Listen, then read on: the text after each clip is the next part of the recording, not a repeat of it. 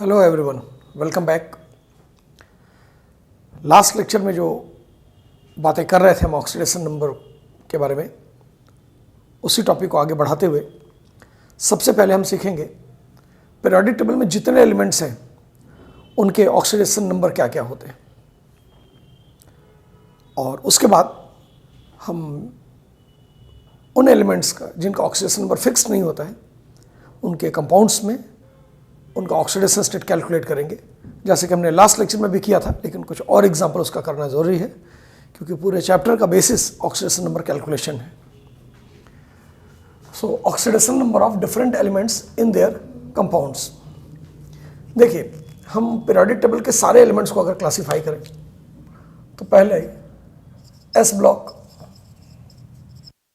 इनका definite oxidation state होता है कितना, +1 +2, +1 for first group, +2 for second group. इनके सारे एलिमेंट्स याद कीजिए हमने रखा था ए क्लास में, जिनका ऑक्सीडेशन स्टेट कभी भी किसी कंपाउंड में वेरी नहीं करता है। सेकेंड, पी ब्लॉक, एलिमेंट्स का ऑक्सीडेशन स्टेट वेरी करता है, वेरिएबल ऑक्सीडेशन स्टेट शो करते हैं एक्सेप्ट फ्लोरीन। फ्लोरीन का ऑक्सीडेशन स्टेट इसके हर कंपाउंड में -1 होता है। लास्ट लेक्चर में बात किया था, फ्लोरीन भी ए क्लास का एलिमेंट है, यानी ऐसा एलिमेंट जिसका ऑक्सीडेशन नंबर कभी किसी कंपाउंड में वेरी नहीं करता है। लेकिन बाकी अगर एलिमेंट्स के बारे में बात करें तो ऑक्सीडेशन स्टेट वेरी करते हैं। क्या वेरिएशन है, ये पीरियोडिक टेबल में भी एक टेबल के रूप में बताया गया था, फिर से उस टेबल को हम यहाँ पर रिपीट कर दे रहे हैं। अगर हम बात करें ग्रुप, तो ग्रुप है यहाँ पर 13, 14, 15, 16, 17 एंड 18, इतने ग्रुप। Number of electrons in valence shell, x is the number of electron, n is the outermost shell, valence shell. Number of electrons in valence shell कितने हैं, 3, 4, 5, 8। हीलियम को छोड़ दिए तो बाकी सबके वैलेंस शेल में 8 इलेक्ट्रॉन होते हैं। अब इनका ऑक्सीडेशन नंबर देखिए, इनका ऑक्सीडेशन स्टेट या ऑक्सीडेशन नंबर जो है वो माइनस से लेके प्लस तक होता है। माइनस कितना, जितना इलेक्ट्रॉन ये गेन कर सकते हैं। कितना इलेक्ट्रॉन गेन कर सकते हैं, इसके 2 रूल्स हैं। पहला, इसको चाहिए कितना इलेक्ट्रॉन ऑक्टेट कंप्लीट करने के लिए। दूसरा, क्या ये उतना इलेक्ट्रॉन लॉस कर सकता है। कोई जितना इलेक्ट्रॉन लॉस कर सकता है उससे ज़्यादा इलेक्ट्रॉन गेन नहीं कर सकता। और दूसरी शर्त है कि उतना ही मिलेगा जिससे ऑक्टेट कंप्लीट हो जाए। इलेक्ट्रॉन लॉस कितना कर सकते हैं, वैलेंस शेल का सारा इलेक्ट्रॉन लॉस कर सकते हैं। इसका मतलब 13 ग्रुप के एलिमेंट आते हैं, boron, aluminium, gallium, indium, thallium, ये 3 इलेक्ट्रॉन लॉस कर सकते हैं। तो इनका हाईएस्ट ऑक्सीडेशन स्टेट है +3। इसको ऑक्टेट कंप्लीट करने के लिए 5 इलेक्ट्रॉन चाहिए, लेकिन क्योंकि ये 5 इलेक्ट्रॉन लॉस नहीं कर सकता तो 5 इलेक्ट्रॉन गेन भी नहीं कर सकता, तो इसको मैक्सिमम मिलेगा 3, तो -3 टू +3। ये 4 इलेक्ट्रॉन लॉस कर सकते हैं, तो हाईएस्ट ऑक्सीडेशन स्टेट +4। और इनको ऑक्टेट कंप्लीट करने के लिए भी 4 चाहिए, क्योंकि ये 4 लॉस कर सकते हैं तो 4 गेन भी कर सकते हैं, तो -4 टू +4। ये 5 इलेक्ट्रॉन लॉस कर सकते हैं। 15 ग्रुप के एलिमेंट्स हैं, nitrogen, phosphorus, arsenic, 5 electron loss कर सकते हैं, तो इनका हाईएस्ट ऑक्सीडेशन स्टेट आएगा +5। इनको ऑक्टेट कंप्लीट करने के लिए केवल 3 इलेक्ट्रॉन चाहिए। ये लॉस 5 कर सकते हैं और ऑक्टेट के लिए चाहिए 3, तो बड़ी आसानी से इनको मिल जाएगा -3 ऑक्सीडेशन स्टेट इसका आएगा। 6 इलेक्ट्रॉन लॉस कर सकते हैं एक्सेप्ट ऑक्सीजन। ऑक्सीजन का एक्सेप्शन पढ़ा चुके हैं। ऑक्सीजन बी क्लास के में पढ़ाया था। हाइड्रोजन और ऑक्सीजन, जिनका मोस्टली ऑक्सीडेशन स्टेट फिक्स रहता है, वेरी कहाँ करता है बता चुके हैं। अब ऑक्सीजन को छोड़ के बाकी सब में इनका मैक्सिमम ऑक्सीडेशन स्टेट आएगा +6। गेन करेगा सिर्फ 2 इलेक्ट्रॉन ऑक्टेट कंप्लीट करने के लिए और आसानी से मिल जाएगा -2। यहाँ पर लॉस तो 7 कर सकता है एक्सेप्ट फ्लोरीन, तो हाईएस्ट है। गेन ऑक्टेट कंप्लीट करने के लिए सिर्फ 1 चाहिए, तो -1। यहाँ पर ऑक्टेट तो कंप्लीट है तो इलेक्ट्रॉन गेन कभी करता ही नहीं है, लेकिन +8 तक का कंपाउंड बनेगा। तो अगर हम इनके एग्जाम्पल देखें,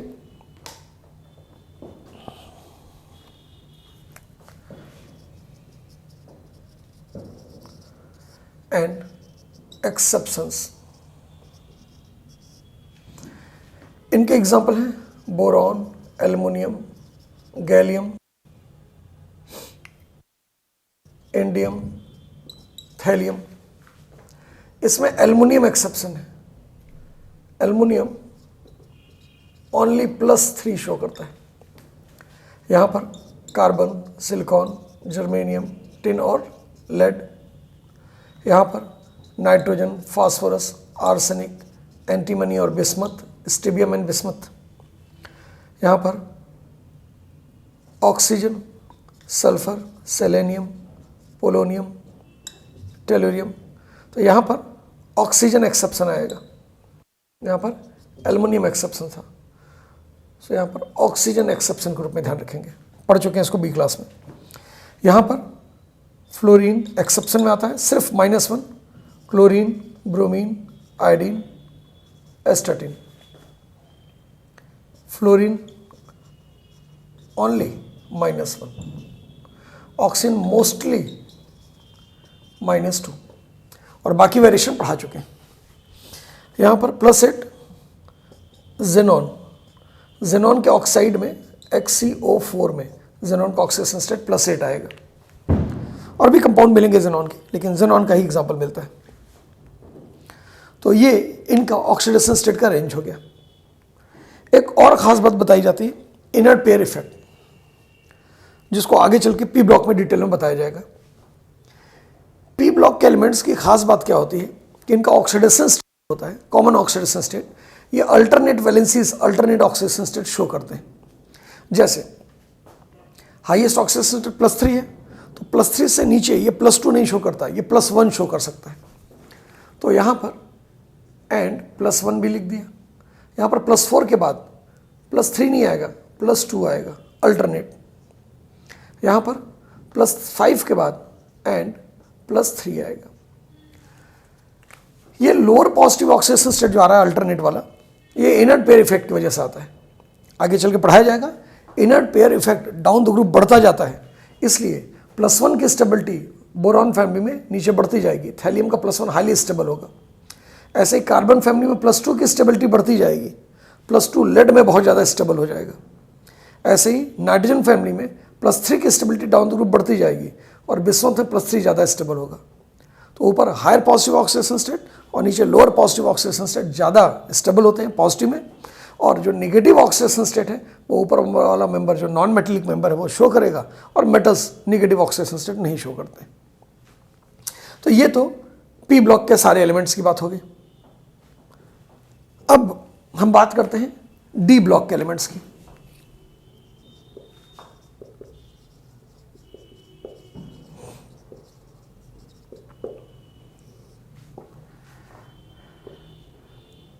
oxidation number of D block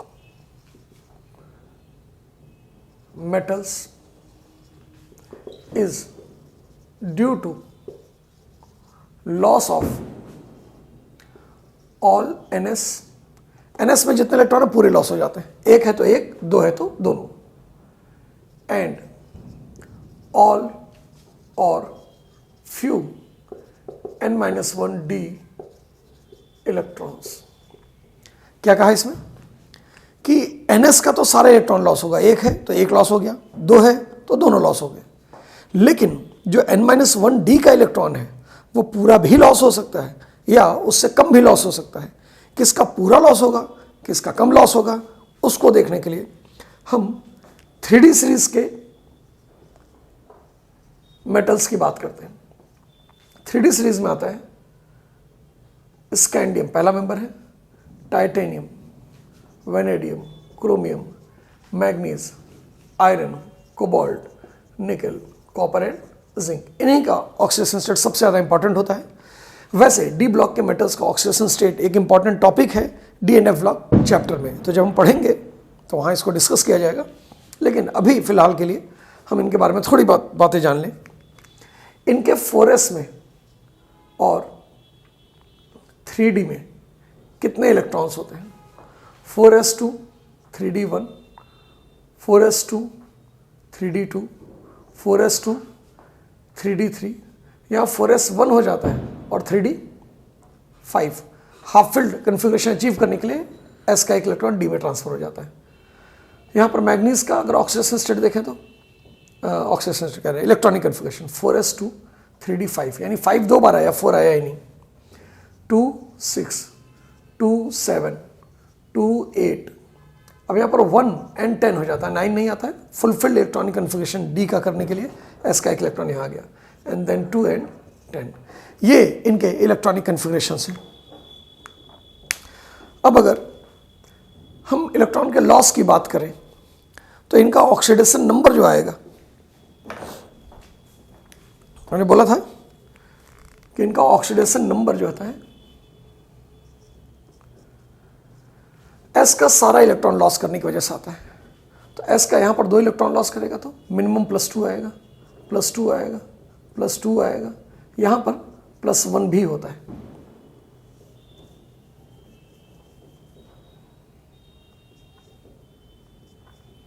chromium में +1 भी होता है, और मैग्नीज में +2 +2 +2 +2, कॉपर में +1 भी आएगा, और जिंक में +2।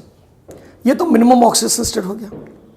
अब डी के बारे में बोला गया है कि पूरा या कुछ इलेक्ट्रॉन लॉस करते हैं, ऑल और फ्यू n-1 डी इलेक्ट्रॉन। ये ns है, 4s, तो 3d n-1 डी है। 3d सीरीज में मैग्नीज तक डी का सारा इलेक्ट्रॉन लॉस करने की कैपेबिलिटी होती है, उसके बाद इलेक्ट्रॉन लॉस करने की कैपेबिलिटी कम होती जाती है। तो जो ऑक्सीडेशन स्टेट है, अगर हम डी का भी एक इलेक्ट्रॉन लॉस कर दें, 2 यहाँ से लॉस हुआ था, 1 यहाँ से, तो कितना हो जाएगा +3। यहाँ से डी का सारा इलेक्ट्रॉन लॉस करे जरूरी नहीं है, लेकिन कर सकता है। तो यहाँ पर 1 लॉस करेगा तो +3 आएगा, दोनों लॉस करेगा तो +4, 1 पे +3, देन +4, देन +5।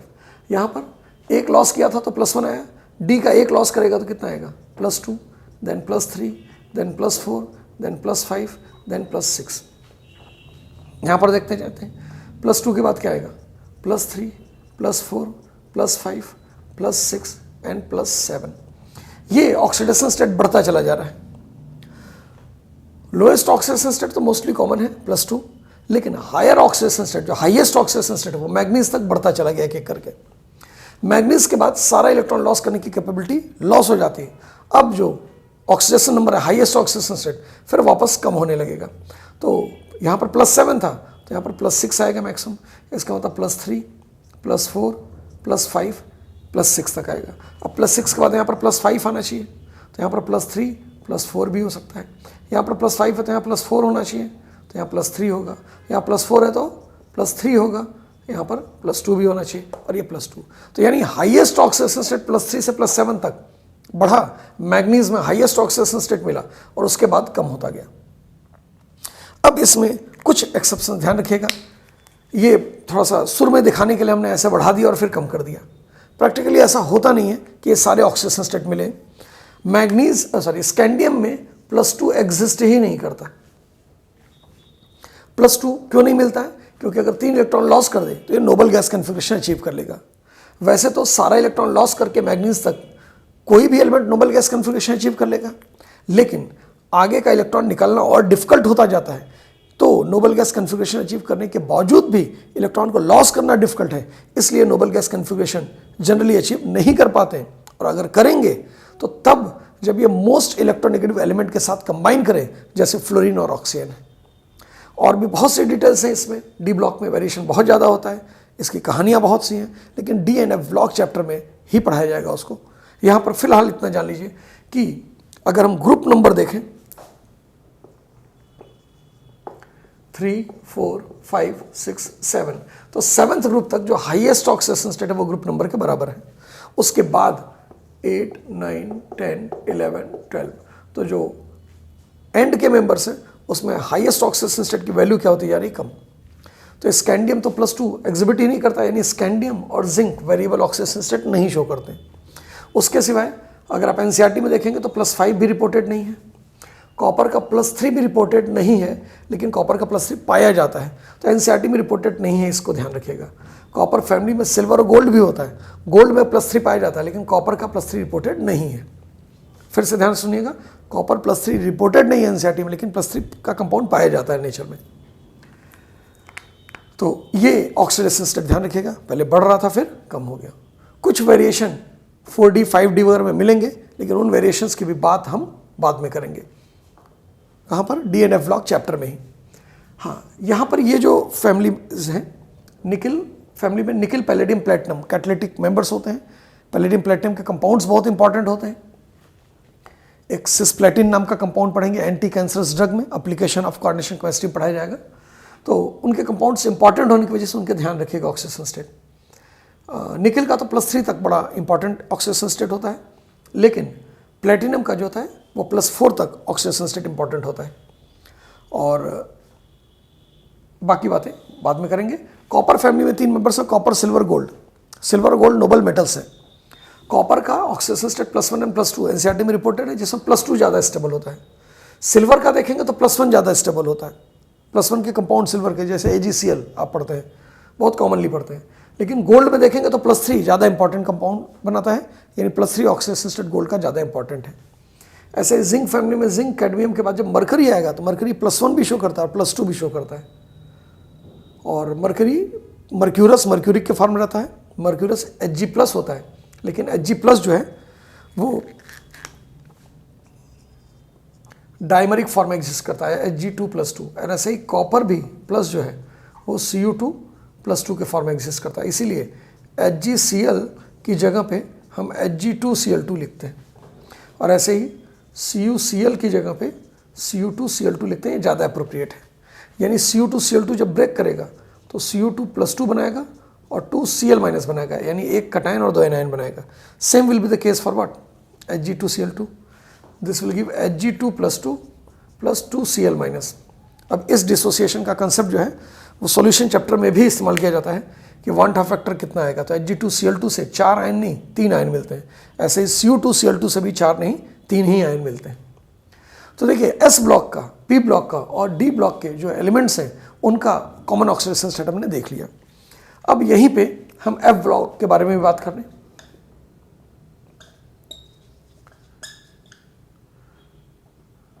एलिमेंट्स लिखा था, यहाँ भी एलिमेंट्स लिख दें, जबकि इनको मेटल्स लिख सकते हैं।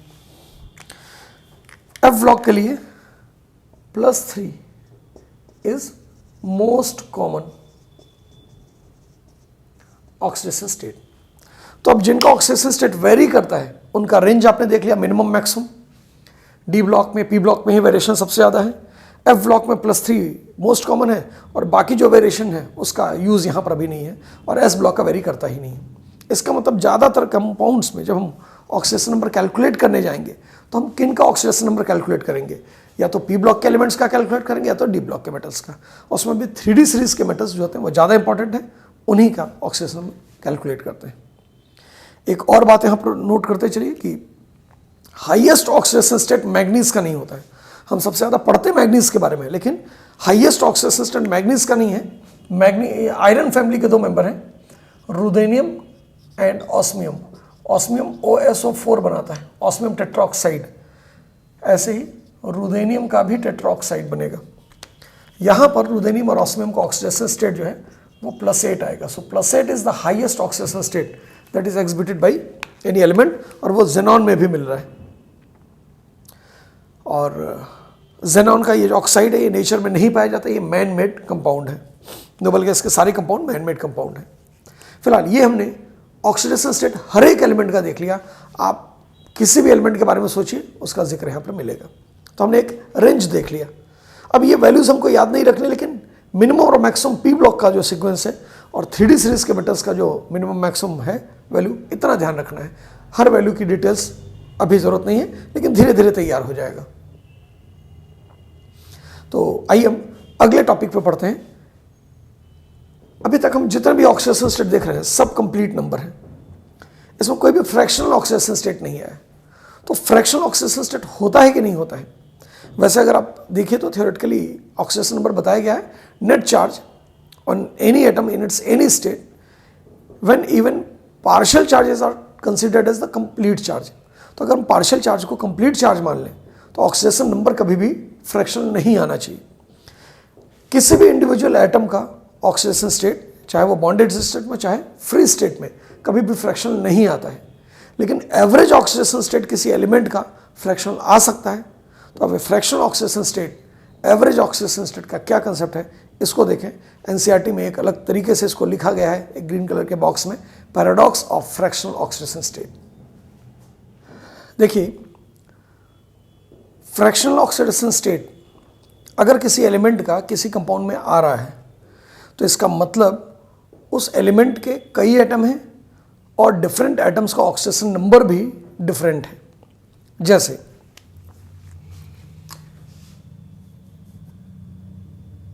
मैग्नेटाइट, मैग्नेटाइट एक मिनरल है या और कहिए, फार्मूला है Fe3O4। इसमें नेट चार्ज 0 है। ऑक्सीजन के एक्सेप्शन में पढ़ाया नहीं गया है।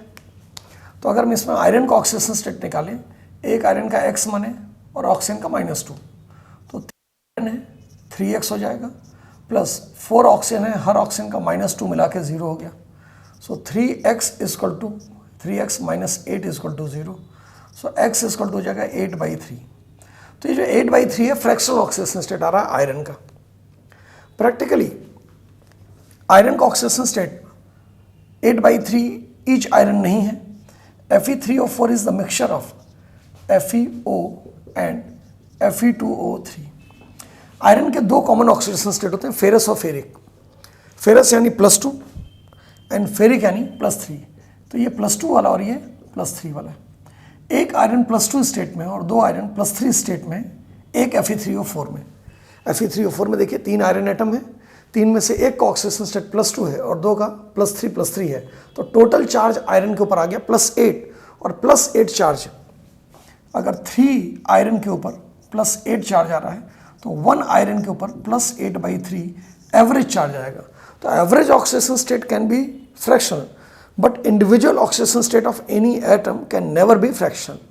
किसी भी कंपाउंड में अगर किसी भी एलिमेंट का सिर्फ एक ही एटम है तो उसका ऑक्सीडेशन स्टेट कभी भी निकाल के देखो वो फ्रैक्शन नहीं आएगा। कुछ और एग्जांपल से इसको समझते हैं। रेड लेड, इसको सिंदूर भी बोलते हैं, Pb3O4।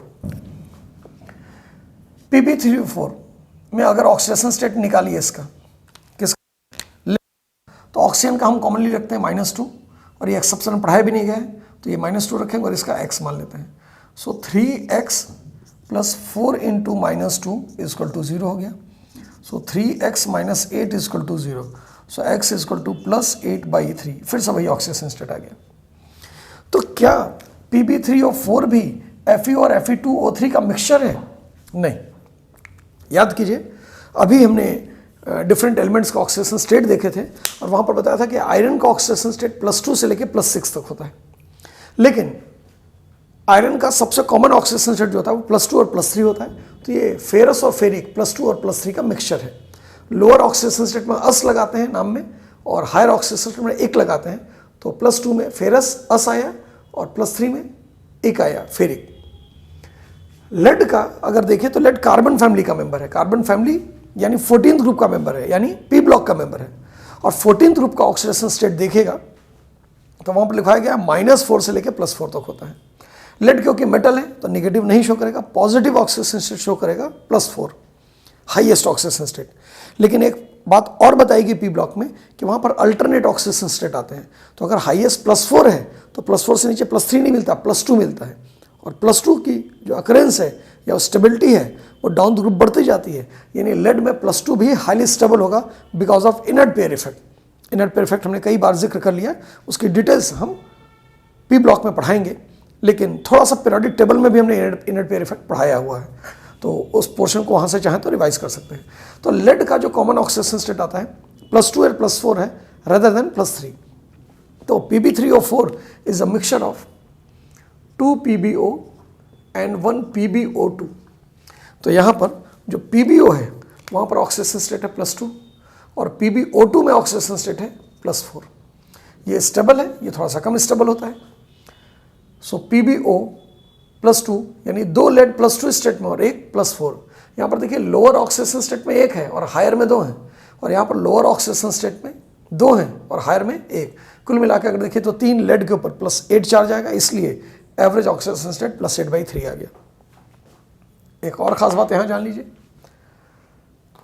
हाँ जैसे ये लोअर में अस लगाते हैं और हायर में 1, तो यहाँ पर +2 को प्लम्बस कहते हैं और +4 को प्लम्बिक कहते हैं। यानी 1 लगाने के लिए +3 या +4 नहीं होना चाहिए, हायर ऑक्सीडेशन स्टेट मतलब 1 लगेगा। तो फेरिक प्लम्बिक, फेरस प्लम्बस। और PbO2 inert pair effect show करता है, इसलिए अनस्टेबल है। तो इस कंपाउंड को अगर आप हीट करेंगे, एक बात यहाँ से रिलेटेड तो नहीं है लेकिन बात हो रही है तो यहाँ पर डिस्कस करते हैं, यहाँ पर हीट का कोई इफेक्ट नहीं होगा, नो चेंज। लेकिन अगर आप इसको हीट करेंगे तो ये 3PbO बच जाएगा plus half O2 gas liberate हो जाएगी, क्योंकि PbO2 अनस्टेबल होता है। लेड में +2 ज़्यादा स्टेबल ऑक्सीडेशन स्टेट है, इसलिए PbO2 डिकम्पोज करके ऑक्सीजन गैस लिबरेट कर देता है। फिलहाल ये फ्रैक्शनल ऑक्सीडेशन स्टेट। लेकिन हमने जो एग्जाम्पल देखा वो दोनों ही मेटल के हैं, ऑक्साइड, यानी ये आयनिक कंपाउंड है। क्या कोवैलेंट कंपाउंड में भी ऐसा ही होता है? यस, कोवैलेंट कंपाउंड में एक एग्जाम्पल है कार्बन सब ऑक्साइड। कार्बन सब ऑक्साइड का फॉर्मूला होता है C3O2। अगर हम इसका स्ट्रक्चर देखें तो oxygen double bond carbon, double bond carbon, double bond carbon, double bond oxygen. यहाँ पर ये कार्बन, ये कार्बन, ये कार्बन, सारे के सारे sp हाइब्रिडाइज्ड है, इसलिए पूरा मॉलिक्यूल क्या है? लीनियर है। अब देखिए, अगर हम इस कार्बन को ऑक्सीडेशन स्टेट देखेंगे तो ऑक्सीजन से डबल बॉन्ड बना रहा है और ऑक्सीजन ज़्यादा इलेक्ट्रॉन गिव है, तो ऑक्सीजन के ऊपर -2 आएगा, इसके ऊपर +2। ये कार्बन क्योंकि सिर्फ कार्बन से ही जुड़ा है तो इसलिए इसके ऊपर कोई चार्ज नहीं आएगा, 0। ये कार्बन ऑक्सीजन से डबल बॉन्ड बना रहा है तो +2 आएगा और इसके ऊपर -2। तो इसका मतलब अगर देखिए तो इस कंपाउंड में 3 कार्बन के ऊपर +4 चार्ज है। It implies that average oxidation number of carbon in C3O2 equal to +4/3। इसको हम फार्मूले से भी निकाल सकते थे। कैसे? ऑक्सीजन का हमने -2 मान लिया और कार्बन का x ले लिया। 3 कार्बन है तो 3x कार्बन का हो गया, प्लस 2 × -2, टोटल मिला के 0 चार्ज है इसके ऊपर। सो 3x - 4 = 0, सो x = +4/3। तो ध्यान रखिएगा, यहाँ पर जो हमने निकाला वो एवरेज वैल्यू आएगा। एक्चुअल वैल्यू 2 कार्बन का +2 है और 1 का 0। तो ये फ्रैक्शनल ऑक्सीडेशन स्टेट के कंसेप्ट हैं। तो फिर से ध्यान से सुन लीजिएगा, फ्रैक्शनल ऑक्सीडेशन स्टेट किसी एलिमेंट का कब आएगा? उसी एलिमेंट का फ्रैक्शनल ऑक्सीडेशन स्टेट आ सकता है जो वेरिएबल ऑक्सीडेशन स्टेट शो करता है। और फ्रैक्शनल ऑक्सीडेशन स्टेट कब आएगा? जब एक कंपाउंड में एक ही एलिमेंट के कई एटम हो, उनका ऑक्सीडेशन नंबर अलग अलग हो, तो जो एवरेज ऑक्सीडेशन नंबर है that can be fractional, but individual atoms के ऑक्सीडेशन नंबर कभी भी फ्रैक्शनल नहीं होते हैं। एक और कोवैलेंट कंपाउंड का एग्जांपल हम देख लेते हैं जो एनसीईआरटी में दिया गया है और नीट में पूछा भी गया था उसका स्ट्रक्चर, Br3O8। ये कोवैलेंट कंपाउंड है, दोनों नॉन मेटल है। इसका स्ट्रक्चर होता है ब्रोमीन, ब्रोमीन से लिंकेज बनाता है 3 एटम का, और सेंट्रल ब्रोमीन के पास 2 ऑक्सीजन जुड़े हैं डबल बॉन्ड से, और टर्मिनल ब्रोमीन्स के ऊपर 3 ऑक्सीजन जुड़े हैं। तो अगर हम यहाँ पर ऑक्सीडेशन स्टेट देखेंगे तो ये ब्रोमीन 6 बॉन्ड बना रहा है किसके साथ? ऑक्सीजन के साथ, तो इसके ऊपर +6 चार्ज आएगा। ये 4 बॉन्ड बना रहा है ऑक्सीजन के साथ, तो +4 आएगा, और इसके ऊपर भी +6। इसका मतलब 2 ब्रोमीन यहाँ पर क्या है? +6 वाले हैं और एक +4 वाला। So it implies that average oxidation number of bromine in Br3O8 = to how much? +6 + 6 +12 +4 +16/3। ये भी फ्रैक्शनल ऑक्सीडेशन नंबर आ गया। तो इस तरीके से average oxidation state of an element can be fractional if it is showing different oxidation number of different atom in the same compound. But individual oxidation number of different atoms in their compounds are always complete number, because even the partial charges are considered as complete charges for calculation of oxidation number. तो इस तरीके से हमने oxidation number के variation कर लिए। कुछ और क्वेश्चन हैं जो इम्पॉर्टेंट हैं, बहुत ज़्यादा इंपॉर्टेंट तो नहीं लेकिन वहाँ पर फंसते हैं लोग, तो उसके बारे में हम आपको बता दें। एक कंपाउंड है ब्राउन रिंग कॉम्प्लेक्स, ये कोऑर्डिनेशन कंपाउंड है। फॉर्मूला होता है FeS2O NO अब इसमें आयरन का ऑक्सीडेशन स्टेट अगर पूछा जाए तो क्या करेंगे? ये कोऑर्डिनेशन कंपाउंड है, तो उसमें हमने बोला था कि ब्रैकेट में जो लिखा गया है उसको पूरे मॉलिक्यूल के रूप में लीजिए और इंडिविजुअल एटम्स का ऑक्सीडेशन स्टेट की जगह मॉलिक्यूल का पूरा ऑक्सीडेशन नंबर लिखिए। तो इस तरीके से अगर हम ले आयरन का X, तो वाटर का ऑक्सीडेशन स्टेट कितना होता है? पूरे वाटर के ऊपर 0 चार्ज है, तो 5 वाटर और हर वाटर का 0। लेकिन NO के ऊपर कितना चार्ज है हमको पता नहीं, क्योंकि ऑक्सीजन का -2 रख भी दे तो नाइट्रोजन का ऑक्सीडेशन स्टेट बहुत वेरिएबल है, तो हमको इसका चार्ज जब तक नहीं पता है तब तक आयरन का हम नहीं बता सकते। तो यहाँ पर ध्यान रखिएगा, NO जो है यहाँ पर +1 स्टेट में होता है। एक NO है और उसका +1 चार्ज है, और SO4 सल्फेट है, तो इसका चार्ज होगा 1 सल्फेट, इसका चार्ज -2, और टोटल मिला के हो गया 0। तो यहाँ पर X की वैल्यू निकालेंगे, ये तो 0 हो जाएगा, +1 -2 = 0, तो X की वैल्यू आ जाएगी +1। आयरन का ऑक्सीडेशन स्टेट यहाँ पर कितना है? +1। It implies that iron plus and NO plus, NO भी +1 के स्टेट में है, आयरन भी +1 के स्टेट में है, is present here. Brown ring complex में आयरन +1 स्टेट में होता है और NO भी +1 स्टेट में होता है। और आगे चल के इसकी केमिस्ट्री में बताया जाएगा कि एक्चुअली ब्राउन रिंग कॉम्प्लेक्स बनता है जब तो FeS2O6 कंपाउंड होता है +2, ये कॉम्प्लेक्स है और आयरन यहाँ पर +2 स्टेट में है। लेकिन जब ये NO से रिएक्शन करता है तो बना लेता है FeS2O5NO। इस रिएक्शन के दौरान NO 1 इलेक्ट्रॉन लॉस करता है, तो उसके ऊपर +1 चार्ज आ जाता है, और आयरन 1 इलेक्ट्रॉन गेन करता है तो +2 से +1 हो जाता है। तो ये एक इंपॉर्टेंट क्वेश्चन है, और भी बहुत से इंपॉर्टेंट क्वेश्चन है। कल हमने जैसे किया था फेरी-फेरोसाइनाइड, ऐसे ही फेरो-फेरीसाइनाइड बनता है। तो कोऑर्डिनेशन कंपाउंड में आगे चल के हम फिर से ऑक्सीडेशन नंबर देखेंगे, यानी जैसा कि हमने बोला था पीरियोडिक टेबल केमिकल बॉन्डिंग के बारे में, वही रिडॉक्स रिएक्शन चैप्टर की भी सिचुएशन है। ये चैप्टर शुरू अभी हुआ है लेकिन अभी ख़त्म नहीं होगा, ये जब तक इनऑर्गेनिक केमिस्ट्री चलता रहेगा तब तक ऑक्सीडेशन नंबर हम कंपाउंड्स का निकालते रहेंगे। लेकिन एक मिनिमम जो रिक्वायरमेंट थी वो हमने फुलफिल कर लिया ऑक्सीडेशन नंबर को निकालने की। ऑक्सीडेशन का एक बेसिक कंसेप्ट हमने समझ लिया है, तो आगे हम क्वेश्चंस पे इसको अप्लाई करते रहेंगे तो ये क्लैरिटी थोड़ी सी और बढ़ती जाएगी। और आपको जैसा कि हमने बोला था कि एनसीईआरटी में रिडॉक्स रिएक्शन चैप्टर जो है उसमें हर कंपाउंड में हर एटम का ऑक्सीडेशन नंबर निकालने की कोशिश कीजिए। जहाँ नहीं निकाल पा रहे हैं या आपको नहीं पता चल पा रहा है कि ये सही है कि गलत, उसको डिस्कस कीजिए, पूछिए, जो मिल जाए उससे पूछिए। मतलब ऐसा नहीं कि सब्जी भाजी वाले से पूछने लगे, जो भी आपके फ्रेंड्स मिल रहे हैं, टीचर्स मिल रहे हैं, इंस्टीट्यूट में मिल रहे हैं, ऑनलाइन मिल रहे हैं, ग्रुप में मिल रहे हैं, कहीं भी जहाँ भी हो पाए मैक्सिमम ऑक्सीडेशन नंबर पूछने की कोशिश कीजिए, सॉल्व करने की कोशिश कीजिए। और क्लास में तो हम मैक्सिमम ऑक्सीडेशन नंबर डिस्कस कर देते हैं। और JRS के मॉड्यूल में भी खूब सारे ऑक्सीडेशन नंबर के क्वेश्चन दिए गए हैं, उनको प्रैक्टिस कीजिए, उसका आंसर भी आपके सामने है। और कोई आंसर अगर मिसमैच कर रहा है आपका तो उसको डिस्कस कीजिए, वो क्लास में भी डिस्कस किया जाता है। तो नेक्स्ट अब हम देखते हैं जो रिडॉक्स रिएक्शन है उनके वेरिएशंस क्या क्या हैं। रिडॉक्स रिएक्शन को अगर हम क्लासीफाई करें तो बहुत से तरीके हैं रिडॉक्स रिएक्शन को क्लासीफाई करने का, लेकिन सबसे पहले हम एनसीईआरटी में जो क्लासिफिकेशन का तरीका है हम उसको फॉलो कर रहे हैं।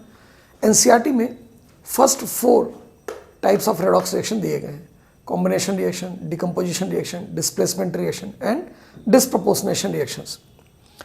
ये 4 एनसीईआरटी में दिए गए हैं। हमने एक कंप्रपोर्शनेशन भी उसमें ऐड कर दिया, डिस्प्रपोर्शनेशन का जस्ट उल्टा होता है। और उसके बाद रिडॉक्स रिएक्शन को हमने एक और तरीके से क्लासीफाई किया, इंटरमॉलिक्यूलर, इंट्रामॉलिक्यूलर, डिस्प्रपोर्शनेशन, कंप्रपोर्शनेशन उसी का टाइप है, जैसा कि हमने यहाँ पर देखा है। अब देखिए इसमें कॉम्बिनेशन रिएक्शन क्या होता है। कॉम्बिनेशन का मतलब क्या है कि 2 चीजें मिलके एक बन जाए। हर कॉम्बिनेशन रिएक्शन रिडॉक्स रिएक्शन हो जरूरी नहीं है। लेकिन अगर किसी कॉम्बिनेशन रिएक्शन में कोई एलिमेंट इन्वॉल्व है तब उसको बोलेंगे क्या? Redox reaction. अगर एलिमेंट किसी भी कॉम्बिनेशन रिएक्शन में इन्वॉल्व है तो हमेशा रेडॉक्स रिएक्शन होगा। जैसे sulphur plus O2 giving SO2, ये एक रेडॉक्स रिएक्शन होगा क्योंकि सल्फर ऑक्सीजन प्योर एलिमेंट है। अगर हम लिख दें SO2 plus O2 giving SO3, ये भी रेडॉक्स रिएक्शन है। SO2 भले ही कंपाउंड है लेकिन ऑक्सीजन एलिमेंट है।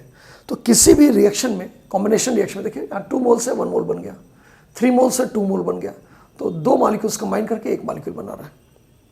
नंबर ऑफ मोल्स की बात नहीं कर रहे हैं, लेकिन यहाँ पर 2 डिफरेंट मॉलिक्यूल्स हैं और यहाँ पर एक तरीके का मॉलिक्यूल बना। अगर नंबर ऑफ मोल्स सेम भी रह गए, जैसे H2 plus Cl2 giving 2HCl, तो यहाँ पर देखिए 1 + 1, 2 मोल्स रिएक्ट किए, 2 मोल बने, लेकिन 2 अलग अलग स्पीसीज से रिएक्ट करके एक स्पीसीज बन गया, तो इसको बोलते हैं कॉम्बिनेशन रिएक्शन। किसी भी कॉम्बिनेशन रिएक्शन में अगर एलिमेंट इन्वॉल्व है तो वो एसेंशियली एक रेडॉक्स रिएक्शन होगा। लेकिन हर कॉम्बिनेशन रिएक्शन रेडॉक्स रिएक्शन नहीं होता है। जैसे सोडियम ऑक्साइड और कार्बन डाइऑक्साइड कंबाइन करके सोडियम कार्बोनेट बना लें। अगर आप ऑक्सीडेशन नंबर के बेसिस पे देखना चाहते हैं तो सल्फर का ऑक्सीडेशन स्टेट यहाँ पर कितना होगा? 0, ऑक्सीजन का भी 0, प्योर एलिमेंट है, और यहाँ पर ऑक्सीजन का -2 रखेंगे तो सल्फर का +4 आ जाएगा। यहाँ पर ऑक्सीजन का तो 0 होगा, प्योर एलिमेंट है, ऑक्सीजन का -2 रखेंगे तो सल्फर का +4 आएगा, और यहाँ पर ऑक्सीजन का -2 तो सल्फर का +6। तो यहाँ पर सल्फर क्या हुआ? ऑक्सीडाइज, और ऑक्सीजन क्या हुआ? रिड्यूस। यहाँ पर भी सल्फर ऑक्सीडाइज हुआ है और O2 वाला ऑक्सीजन जो रिड्यूस हुआ है। यहाँ पर देखिए रिएक्टेंट में 6 ऑक्सीजन एटम है, लेकिन 6 में से सिर्फ 2 ऑक्सीजन एटम जो है रिड्यूस हो रहे हैं, बाकी नहीं।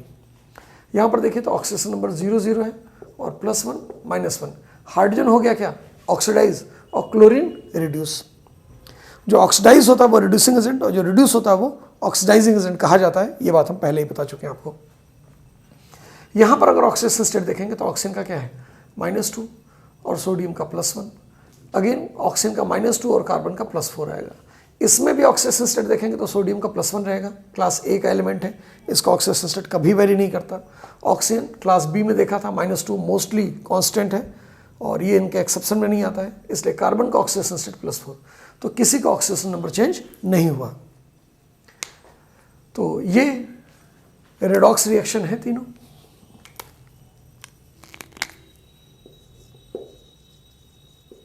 और ये नॉन रेडॉक्स रिएक्शन है। Every combination reaction is not a redox reaction, लेकिन अगर किसी कॉम्बिनेशन रिएक्शन में एलिमेंट इन्वॉल्व है, एलिमेंट से कंबाइन करे, चाहे एलिमेंट मॉलिक्यूल या कंपाउंड से कंबाइन करे, तो वो रेडॉक्स रिएक्शन जरूर होगा। अब दूसरा एग्जांपल अगर हम देखें, डिकम्पोजिशन रिएक्शन। वैसे तो इसी में से किसी भी रिएक्शन को रिवर्स कर दीजिए तो डिकम्पोजिशन हो जाएगा, लेकिन हर चीज़ जो बन रही वो डिकम्पोज हो जरूरी नहीं है। जैसे आगे चल के हम पढ़ेंगे कि सोडियम कार्बोनेट को हीट करने पे डिकम्पोज नहीं होता है, सोडियम कार्बोनेट को हीट करने पे कार्बन डाइऑक्साइड लिबरेट नहीं होता है। जबकि अगर आपने कैल्शियम ऑक्साइड लिया प्लस CO2 लिया, हीट किया, मतलब ये बेसिक और ये एसिडिक है, ये बेसिक एसिडिक रिएक्ट करके सॉल्ट बनाते हैं कैल्शियम कार्बोनेट। कैल्शियम कार्बोनेट को हीट करने पे ये डिकम्पोज हो जाएगा, लेकिन सोडियम कार्बोनेट को हीट करने पे डिकम्पोज नहीं होता है। ये बात अलग है कि रिवर्सिबल साइन तब लगाएंगे जब क्लोज्ड वेसल में लेंगे, तो वो सब इक्विलिब्रियम वगैरह का कंसेप्ट है। ये भी नॉन रेडॉक्स रिएक्शन है, इसमें भी ऑक्सीडेशन स्टेट किसी का चेंज नहीं हो रहा है।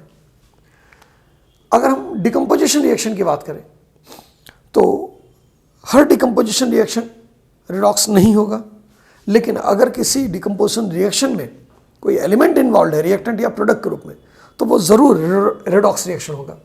जैसे PCl5 गैसियस है, डिकम्पोज करके PCl3 गैसियस और Cl2 गैस बनाए, ये रेडॉक्स रिएक्शन होगा क्योंकि क्लोरीन एलिमेंट आ गया। ऐसे ही अगर हम PH3 को डिकम्पोज करके फास्फोरस प्लस हाइड्रोजन गैस बना दें, जैसे यहाँ पर P4 और 6S2 गैस बनता है, हीट करने पे ये रिएक्शन फास्ट हो जाता है। नहीं भी हीट करेंगे तो डिकम्पोज कर सकते हैं, तो PH3 को तो हीट करना पड़ता है। PCl5 अपने आप भी डिकम्पोज होता है अनस्टेबल स्ट्रक्चर होने की वजह से। तो यहाँ पर देखिए एलिमेंट इन्वॉल्व है, तो डिकम्पोजिशन में अगर एलिमेंट आ गया तो ये जरूर रिडॉक्स रिएक्शन होगा, लेकिन हर डिकम्पोजिशन रिडॉक्स रिएक्शन नहीं होता है। एक और इंपॉर्टेंट एग्जांपल देखें, KClO3, 4KClO3 decomposes in presence of MnO2 to give 4KCl plus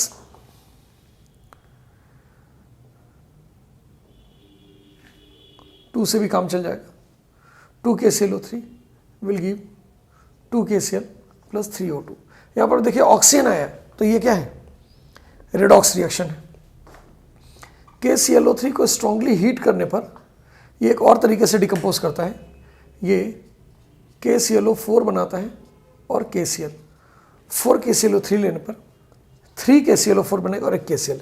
ये एक रिडॉक्स रिएक्शन है, यहाँ पर एलिमेंट इन्वॉल्व नहीं है, फिर भी ये रिडॉक्स रिएक्शन है। तो अगर एलिमेंट इन्वॉल्व है किसी भी कॉम्बिनेशन या डिकम्पोजिशन में, तब तो ये कन्फर्म है कि रिडॉक्स रिएक्शन होगा।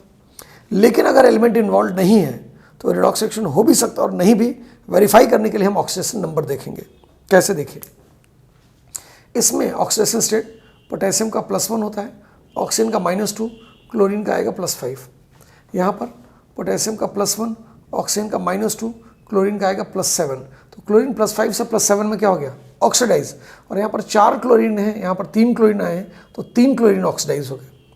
और एक क्लोरीन +5 से यहाँ पर -1 में चला गया, क्योंकि ये +1 है, तो एक क्लोरीन क्या हो गया, रिड्यूस। सो ये सारे के सारे क्या हैं, रिडॉक्स रिएक्शन है। तो अगर एलिमेंट इन्वॉल्व है तो ऑक्सीडेशन नंबर निकालने की जरूरत नहीं है, और अगर एलिमेंट इन्वॉल्व नहीं है, सिर्फ कंपाउंड्स इन्वॉल्व है डिकम्पोजिशन में या कॉम्बिनेशन में, तो ऑक्सीडेशन नंबर निकाल के देख लीजिए। और दूसरा एग्जांपल अगर हम देखें, कैल्शियम कार्बोनेट को हीट कर दिया, डिकम्पोजिशन के लिए हीट की ज़रूरत पड़ती है इन जनरल, तो कैल्शियम ऑक्साइड बनेगा और कार्बन डाइऑक्साइड। लेकिन ये नॉन रिडॉक्स रिएक्शन होगा, क्योंकि इसमें किसी का ऑक्सीडेशन नंबर चेंज नहीं हुआ। +2 +4 -2 +2 -2 +4 -2। अब ये ऑक्सीडेशन नंबर निकालने की प्रैक्टिस आपको भी इस तरीके से फास्ट करनी चाहिए। हमने 2 लेक्चर लगभग ऑक्सीडेशन नंबर को कैलकुलेट करने सीखने में ही निकाला है।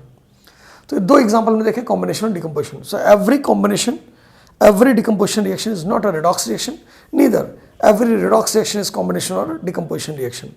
But a combination or a decomposition reaction which involves an element as a reactant or product is essentially a redox reaction. And if the combination or decomposition is not involving an element, then it can be redox or non-redox reaction, depending upon whether the oxidation number of elements are changing और not. तो अगर element involve नहीं है combination या decomposition में, तो हम oxidation number निकाल के तब पता करेंगे ये रिडॉक्स रिएक्शन है कि नहीं। Now come to the third reaction, displacement reaction. Displacement reaction को हम डिफरेंट कैटेगरीज में डिवाइड कर रहे हैं, एनसीईआरटी में भी ऐसा किया गया है।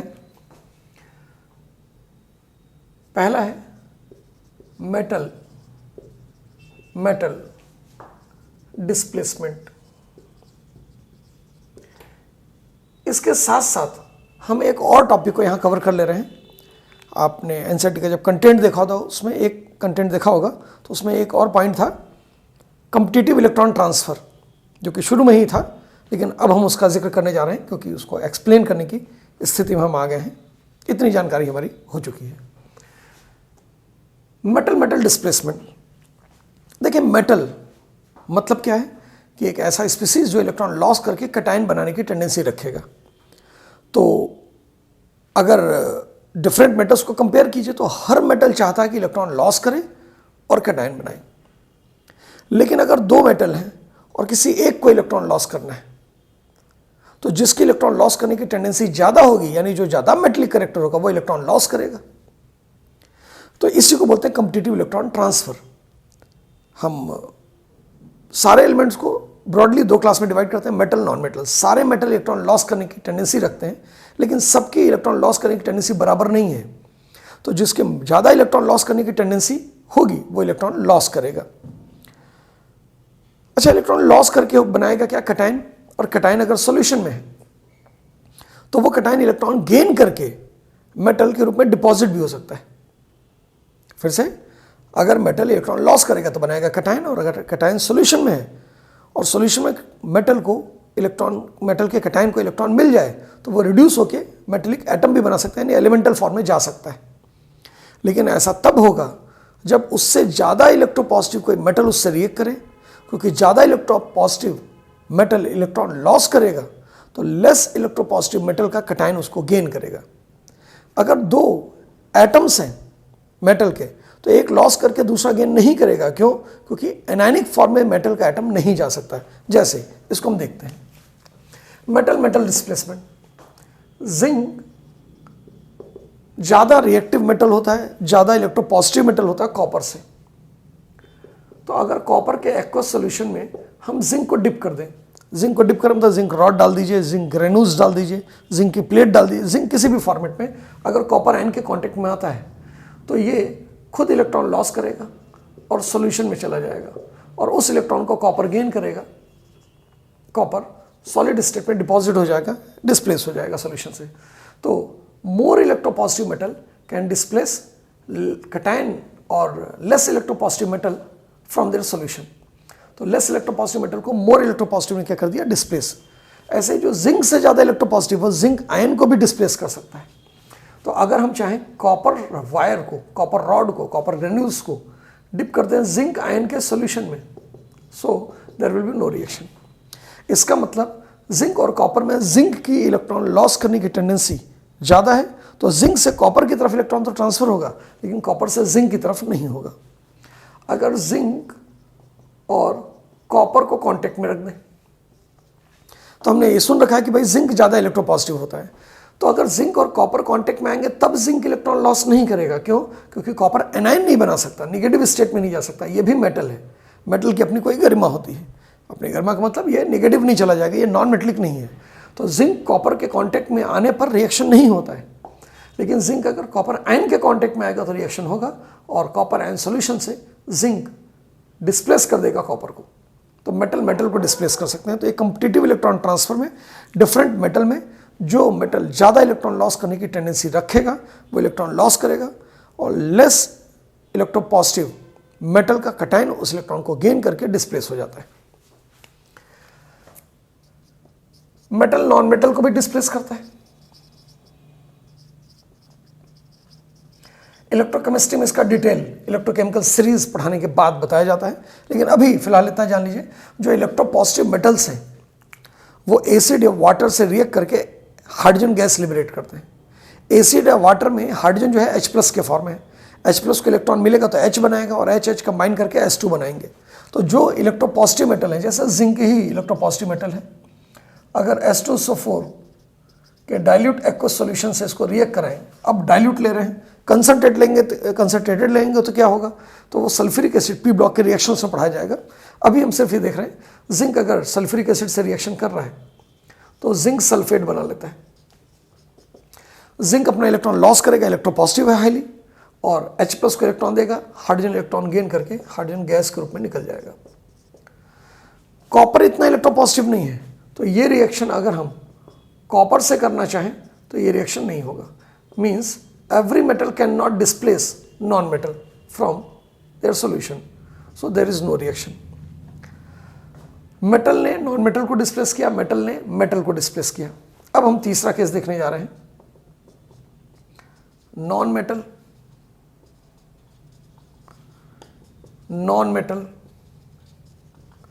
डिस्प्लेसमेंट। नॉन मेटल को डिस्प्लेस कर रहा है। देखिए नॉन मेटल क्या होता है? जो इलेक्ट्रॉन गेन करके एनायन बनाने की टेंडेंसी रखता है। तो अगर दो नॉन मेटल हैं तो किसी एक की इलेक्ट्रॉन गेन करने की टेंडेंसी ज़्यादा होगी तो दूसरा वाला इलेक्ट्रॉन लॉस करेगा। लेकिन अगर हम इसको कंपेयर करें तो एक बड़ा इंपॉर्टेंट एग्जाम्पल आता है, जैसे फ्लोरीन, क्लोरीन, ब्रोमीन, आयोडीन में जो ऑक्सीडाइजिंग पावर होता है वो फ्लोरीन का सबसे ज़्यादा है, फिर क्लोरीन का, फिर ब्रोमीन का, फिर आयोडीन का। So fluorine can oxidise chlorine, bromine, iodine any from their solution. लेकिन जब X- के फॉर्म में होंगे तब, यानी X माइनस और F2 अगर कांटेक्ट में आते हैं तो X माइनस इलेक्ट्रॉन लॉस करेगा और फ्लोरीन गेन करके फ्लोराइड आयन बना लेगा। Here X can be chlorine, bromine और आयोडीन। यानी अगर क्लोराइड, ब्रोमाइड या डाइड के एक्वस सॉल्यूशन से फ्लोरीन पास किया जाए तो क्लोरीन, ब्रोमीन या आयोडीन डायटोमिक मॉलिक्यूल के रूप में ऑक्सीडाइज हो जाते हैं, डिस्प्लेस हो जाते हैं। फ्लोरीन खुद सॉल्यूशन में चला गया और क्लोराइड, ब्रोमाइड, आयोडाइड को क्लोरीन, ब्रोमीन, आयोडीन के रूप में डिस्प्लेस कर देता है। अगर हमने क्लोरीन को पास किया एक्वा सॉल्यूशन ऑफ हैलाइड से और रिएक्शन हो गया, यानी क्लोरीन रिड्यूस हो गया, तो क्लोरीन रिड्यूस हुआ, इसका मतलब दूसरों को क्या करेगा, ऑक्सीडाइज, और क्लोरीन ब्रोमीन और आयोडीन को ऑक्सीडाइज कर सकता है। तो यहां पर जो X होगा दैट कैन बी ब्रोमीन और आयोडीन बट नेवर क्लोरीन और फ्लोरीन। और अगर इसी तरीके से हमने ब्रोमीन को पास किया, ब्रोमीन वैसे तो लिक्विड होता है, हम हीट करेंगे तो वेपर भी बनेगा इसका, तो ब्रोमीन वेपर या ब्रोमीन लिक्विड हमने ऐड कर दिया हैलाइड आयन के एक्वस सॉल्यूशन में। अगर रिएक्शन हो रहा है, ये रेडिश ब्राउन होता है, अगर ये इसका कलर डिसअपियर हो जा रहा है तो इसका मतलब हेलोजन जो था वहाँ पर वो ऑक्सीडाइज हो जा रहा है, तो ये हेलोजन सिर्फ आयोडीन हो सकता है। इसका मतलब अगर आयोडाइड के सिवाय यहाँ पर कुछ भी लिखा, आपने Br2 प्लस Cl माइनस लिखा तो रिएक्शन नहीं होगा, Br2 प्लस I माइनस लिखा तो रिएक्शन होगा। तो ये 3 रिएक्शन हो रहे हैं।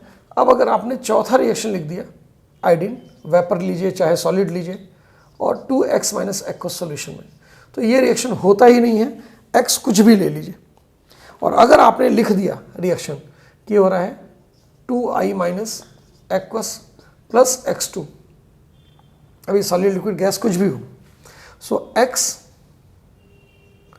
Can never be fluorine, can not be chlorine, can not be bromine, can not be iodine. इसका मतलब ये रिएक्शन होता नहीं है।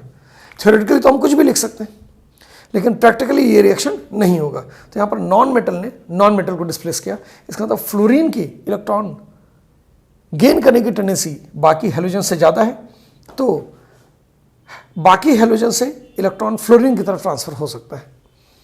अगर इनके इलेक्ट्रॉन गेन करने की टेंडेंसी यानी खुद रिड्यूस होने की और दूसरे को ऑक्सीडाइज करने की टेंडेंसी देख रहे हैं, ऑक्सीडाइजिंग पावर, तो इनके एनायन की रिड्यूसिंग पावर भी होगी।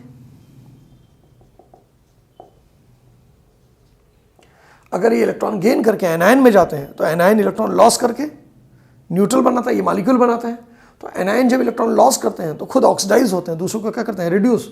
तो रिड्यूसिंग पावर फ्लोराइड का सबसे कम होगा, फिर क्लोराइड, फिर ब्रोमाइड और फिर आयोडाइड। तो ध्यान रखिएगा, कभी ऑक्सीडाइजिंग पावर पूछता है, कभी रिड्यूसिंग पावर पूछता है। ऑक्सीडाइजिंग पावर जो होता है वो इन एलिमेंट्स का देखते हैं और रिड्यूसिंग पावर इनके एनायंस का देखते हैं। ऐसे ही मेटल्स इलेक्ट्रॉन लॉस करते हैं, खुद इलेक्ट्रॉन लॉस करेंगे तो खुद ऑक्सीडाइज होंगे, दूसरों का क्या करेंगे, रिड्यूस। तो मेटल्स का रिड्यूसिंग पावर देखते हैं, लेकिन मेटल का रिड्यूसिंग पावर मेटेलिक एटम्स के रूप में देखते हैं, उनके कैटायंस के रूप में नहीं देखते, क्योंकि अगर कैटायन बन गया तो फिर इलेक्ट्रॉन लॉस नहीं करेगा। यूजुअली अगर वेरिएबल ऑक्सीडेशन स्टेट है तो कर सकता है, यानी कॉपर +1 से +2 में जा सकता है, लेकिन अगर जिंक +2 बन गया तो +2 से फर्दर नहीं जाएगा, यानी जिंक +2 की कोई भी रिड्यूसिंग पावर नहीं होती है, जिंक की रिड्यूसिंग पावर होती है। तो ध्यान रखिएगा, ऑक्सीडाइजिंग पावर पूछ रहा है या रिड्यूसिंग पावर पूछ रहा है, और वो कैटायन का देखना है कि एनायन का देखना है कि न्यूट्रल एलिमेंट का देखना है, इतनी बातें थोड़ा सा ध्यान रखिएगा। तो चलिए आगे बढ़ते हैं इस लेक्चर के आखिरी पड़ाव की तरफ। और आखिरी पड़ाव क्या है, किसी रिडॉक्स रिएक्शन में हम वैलेंस फैक्टर कैसे निकालते हैं। वैलेंस फैक्टर उसका जो ऑक्सीडाइजिंग या रिड्यूसिंग एजेंट है, यानी ऑक्सीडाइजिंग रिड्यूसिंग एजेंट के बारे में थोड़ी सी और बात करके उनका वैलेंस फैक्टर हम निकालने की कोशिश करेंगे। आगे बढ़ते बढ़ते 2 पॉइंट्स यहाँ पर हमने लिखे थे 5 में से, डिसप्रोपोर्शनेशन और कम प्रोपोर्शनेशन, वो वहाँ पर मिस कर गए थे, और इसको भी एक्सप्लेन कर देते हैं। इसमें डिसप्रोपोर्शनेशन, कम प्रोपोर्शनेशन दोनों इंक्लूडेड है। तो देखिए ये सेगमेंट क्या बता रहा है, A B, A dash B dash, यहाँ पर भी ए डैश बी डैश, यहाँ पर A dash A double dash है। तो जब अल्फ़ाबेट चेंज हो रहा है तो इसका मतलब एलिमेंट चेंज हो रहा है। इसका मतलब ए और बी 2 डिफरेंट एलिमेंट हैं, और यहाँ पर देखिए एलिमेंट सेम है, ए डैश ए डबल डैश, इसका मतलब सेम एलिमेंट के डिफरेंट कंपाउंड्स हैं। यहाँ पर क्या है, दो डिफरेंट एलिमेंट के दो कंपाउंड हैं, और प्रोडक्ट में भी दो डिफरेंट एलिमेंट के दो कंपाउंड हैं। यहाँ पर दो डिफरेंट एलिमेंट का एक ही कंपाउंड है, ए और बी दो अलग अलग एलिमेंट हैं और एक ही कंपाउंड के अंदर प्रेजेंट है, और ए से एक कंपाउंड बन रहा है और बी से दूसरा बन रहा है। यहाँ पर एक ही एलिमेंट एक ही कंपाउंड में प्रेजेंट है, ए यानी दोनों एलिमेंट सेम है और एक ही कंपाउंड में प्रेजेंट है, लेकिन दो अलग अलग कंपाउंड में दोनों एलिमेंट चले गए। यहाँ पर दो अलग अलग कंपाउंड थे एक ही एलिमेंट के और दोनों मिलके एक ही कंपाउंड बना रहे हैं। ऐसे रिएक्शंस को इंटरमॉलिक्यूलर, इंट्रामॉलिक्यूलर, डिस्प्रोपोर्शनेशन, कंप्रोपोर्शनेशन कहा जाता है। इसका मतलब इंटरमॉलिक्यूलर रिएक्शन का मतलब एक एलिमेंट ऑक्सीडाइज हो जाए और दूसरा रिड्यूस हो जाए, और ऑक्सीडेशन का प्रोडक्ट अलग, रिडक्शन का प्रोडक्ट अलग। तो एक ऑक्सीडाइज हो रहा है, इलेक्ट्रॉन लॉस कर रहा है, दूसरा रिड्यूस हो रहा है, इलेक्ट्रॉन गेन कर रहा है। जो ऑक्सीडाइज हो रहा है वो रिड्यूसिंग एजेंट होगा, जो रिड्यूस हो रहा है वो ऑक्सीडाइजिंग एजेंट होगा। एजेंट मतलब दूसरे के लिए काम करने वाला, रिड्यूसिंग एजेंट मतलब खुद क्या होगा, ऑक्सीडाइज। रिड्यूसिंग एजेंट खुद ऑक्सीडाइज होगा, तो इसका मतलब खुद इलेक्ट्रॉन लॉस करेगा और दूसरे को इलेक्ट्रॉन देकर उसको रिड्यूस कर देगा। ऑक्सीडाइजिंग एजेंट खुद क्या होगा, रिड्यूस, खुद रिड्यूस होगा तो इलेक्ट्रॉन गेन करेगा। इलेक्ट्रॉन जब गेन करेगा तो दूसरे के इलेक्ट्रॉन रिमूव करके उसको लॉस करने में मदद करेगा, तो उसको क्या करेगा, ऑक्सीडाइज। यहाँ पर आइए देखिए, ए और बी दो अलग अलग एलिमेंट हैं लेकिन एक ही कंपाउंड में, और उससे ए ऑक्सीडाइज होके अलग प्रोडक्ट बना रहा है और बी रिड्यूस होके अलग प्रोडक्ट बना रहा है। तो यहाँ पर ऑक्सीडाइजिंग या रिड्यूसिंग एजेंट डिफाइन नहीं हो सकता। ए बी एक कंपाउंड है जो ऑक्सीडाइजिंग और रिड्यूसिंग दोनों एजेंट का काम करता है। तो ये इंट्रामॉलिक्यूलर रिडॉक्स रिएक्शन है, एक ही मॉलिक्यूल में दो अलग अलग एलिमेंट का ऑक्सीडेशन और रिडक्शन हुआ और दो अलग अलग प्रोडक्ट बन गए। अब आते हैं डिस्प्रोपोर्शनेशन रिएक्शन। इसमें एक कंपाउंड में एक एलिमेंट के कई एटम्स हैं, कोई एक एटम ऑक्सीडाइज हो गया, एक प्रोडक्ट बनाया, और उसी कंपाउंड का एटम सेम एलिमेंट का रिड्यूस हो गया और दो अलग अलग प्रोडक्ट बना रहा है, दूसरा प्रोडक्ट बना रहा है। इसको बोलते हैं disproportionation, mean oxidation as well as reduction of the same element from the same reactant into two different products. इसको बोलते हैं डिस्प्रोपोर्शनेशन। डिस्प्रोपोर्शनेशन का उल्टा है कंप्रोपोर्शनेशन। इसका मतलब same element will undergo oxidation as well as reduction from two different reactants into same product. तो यहां पर ये ऑक्सीडाइज हुआ तो ये रिड्यूसिंग एजेंट है, और यहां पर ये रिड्यूस हुआ तो ये ऑक्सीडाइजिंग एजेंट है। तो यहां पर ऑक्सीडाइज तो रिड्यूसिंग एजेंट, रिड्यूस तो ऑक्सीडाइजिंग एजेंट। अब यहां पर ऑक्सीडाइजिंग एजेंट, रिड्यूसिंग एजेंट एक ही प्रोडक्ट में कन्वर्ट हो जा रहे हैं, तो इसको बोलते हैं कंप्रोपोर्शनेशन। इंट्रामॉलिक्यूलर रिडॉक्स रिएक्शन में और डिस्प्रोपोर्शनेशन रिएक्शन में जो कंपाउंड होता है, जो रिएक्टेंट होता है, सेम रिएक्टेंट ऑक्सीडाइजिंग एजेंट भी है, वही रिड्यूसिंग एजेंट का भी काम करता है। अगर हम इनके एग्जाम्पल देखें तो इसका एक अनबैलेंस इक्वेशन लिख रहे हैं, बैलेंसिंग हमको नेक्स्ट लेक्चर में सीखना है। तो इसका अनबैलेंस इक्वेशन है KMnO4 plus H2C2O4 giving in acidic medium MnSO4 plus CO2। इसमें अगर आप देखिए मैग्नीज का ऑक्सीडेशन स्टेट यहाँ पर +7 है और यहाँ पर मिलेगा +2, तो मैग्नीज क्या हो गया, +7 से +2 रिड्यूस। इसका मतलब ये ऑक्सीडाइजिंग एजेंट है। कार्बन का ऑक्सीडेशन स्टेट +3 है, यहाँ पर +4। आपको हर एक एटम का ऑक्सीडेशन नंबर निकाल के देखना पड़ेगा, तब ये पता चलेगा। और अगर आपने KMnO4 में मैग्नीज का ऑक्सीडेशन स्टेट +7 निकाल लिया तो कल वो चेंज नहीं होगा, यानी जिसका ऑक्सीडेशन नंबर एक बार आपको याद हो गया वो हमेशा उतना ही रहेगा सेम कंपाउंड में। तो कार्बन +3 से +4 क्या हो गया, ऑक्सीडाइज, तो ये हो गया रिड्यूसिंग एजेंट। सो मैग्नीज KMnO4 से MnSO4 में रिड्यूस हो रहा है और कार्बन H2CO4 ऑक्जेलिक एसिड बोलते हैं, उससे CO2 में ऑक्सीडाइज हो रहा है। तो दो अलग अलग रिएक्टेंट से दो अलग अलग प्रोडक्ट बन रहे हैं, ऑक्सीडेशन रिडक्शन अलग अलग रिएक्शन से। इंट्रामोलिकुलर रेडॉक्स रिएक्शन, एक मॉलिक्यूल में एक ही एलिमेंट ऑक्सीडाइज हो, वही एलिमेंट दूसरा एलिमेंट रिड्यूस हो, जैसे Fe2S3 इसका ऑक्सीजन से रिएक्शन कर रहे हैं और बन गया FeSO4 plus SO2। Reaction balance नहीं है, हम सिर्फ चेंज दिखा रहे हैं आपको। अगर यहाँ पर देखेंगे आयरन का ऑक्सीडेशन स्टेट है +3 और सल्फर का है -2। आयरन +3 से यहाँ पर +2 में आ गया, आयरन क्या हो गया, रिड्यूस। सल्फर -2 से अगर यहाँ पर देखेंगे तो +4 में आ गया, सल्फर क्या हो गया, ऑक्सीडाइज। यानी एक ही रिएक्टेंट से आयरन क्या हो गया, रिड्यूस, और यहीं से सल्फर क्या हो गया, ऑक्सीडाइज। यानी दो डिफरेंट एलिमेंट एक ही कंपाउंड से ऑक्सीडाइज और रिड्यूस होके दो अलग अलग प्रोडक्ट बना रहे हैं, तो intramolecular redox reaction. Next example disproportionation का बहुत पॉपुलर एग्जांपल है। क्लोरीन NaOH से रिएक्शन करता है और बनाता है NaCl और NaClO। अगर ये कोल्ड एंड डाइल्यूट है तो ये प्रोडक्ट बनेगा, हॉट एंड कंसनट्रेटेड के साथ प्रोडक्ट बदल जाता है, इसलिए हम बता रहे हैं यहाँ पर, और पी ब्लॉक में ये रिएक्शन अच्छे से पढ़ाया जाएगा। अगर हम क्लोरीन का ऑक्सीडेशन स्टेट देखें Cl2 में तो 0 है, NaCl में तो -1 है और NaClO में तो +1 है। So chlorine is reduced into NaCl as well as oxidized into NaClO।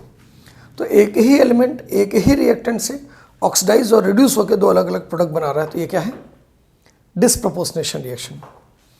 बहुत से डिस्प्रोपोर्शनेशन रिएक्शन एग्जांपल हम देखेंगे आगे चल के। अब एक रिएक्शन हम कम प्रोपोर्शनेशन का ले लेते हैं, MnO4- और Mn+2 रिएक्ट करके MnO2 बना रहे हैं। यहाँ पर ऑक्सीडेशन स्टेट देखेंगे तो +7 आएगा, यहाँ पर देखेंगे तो +2 है, एटम के ऊपर जो चार्ज है वही ऑक्सीडेशन स्टेट। यहाँ पर क्या है, +4। मैग्नीज ही ऑक्सीडाइज हो रहा है, मैग्नीज ही रिड्यूस। MnO4- से MnO2 में क्या हो गया, +4 से +7 से +4 रिड्यूस, और +2 से +4 क्या हो गया, oxidise. So same element from two different reactant are comproportionating into same product through reduction as well as oxidation. तो ये इंपॉर्टेंट एग्जांपल हो गए डिफरेंट टाइप्स ऑफ रिएक्शन के। और अब इसी के साथ साथ हम यहाँ पर एक पॉइंट पढ़ ले रहे हैं जिसको ज़्यादा एलिबोरेट करेंगे हम नेक्स्ट लेक्चर पे, और वो है वैलेंस फैक्टर।